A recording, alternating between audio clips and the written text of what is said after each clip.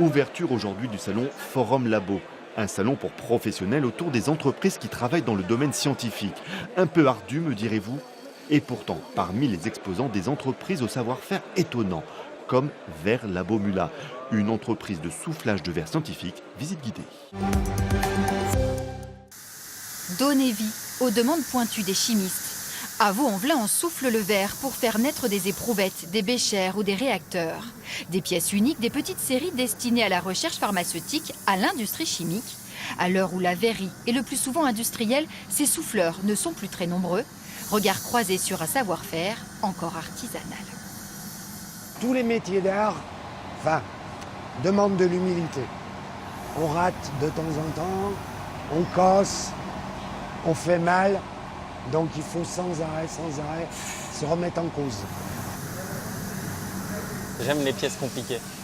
J'aime me torturer la tête sur des pièces, rester des heures dessus à réfléchir comment il faut la monter, tout ça, j'aime moi.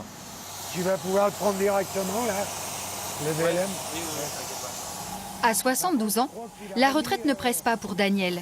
Ce meilleur ouvrier de France préfère transmettre sa flamme à Romain, 24 ans. Il faut ces 10 ans pour tout avoir vu, tout maîtriser ses nerfs, son stress, parce qu'il y a beaucoup de stress. Parce que, comme vous venez d'entendre, à tout moment, le verre il peut exploser. Donc il faut vraiment être très vigilant. Là, on soude. Moi, vu que je suis jeune, dans le métier aussi, j'ai pas l'œil critique tout de suite, alors que lui, il l'aura tout de suite avec la qualité, tout ça. Il peut voir tout de suite là où ça va casser, les faiblesses de la pièce, et surtout voir si mes soudures sont bien fondues. C'est la meilleure école, ça? Ah bah c'est la meilleure. Ouais. Et après, il met une flamme douce après. Hein. Ouais. C'est motivant de travailler et d'apprendre à des jeunes. On donne quelque chose, on échange, et à l'inverse, on apprend quand même encore des choses. Des fois, les jeunes, ils trouvent des combines, des astuces. On se dit, mince, j'y avais pas pensé. Dans cet atelier, c'est plutôt rare, travaillent 2 meilleurs ouvriers de France. Un atout pour Romain.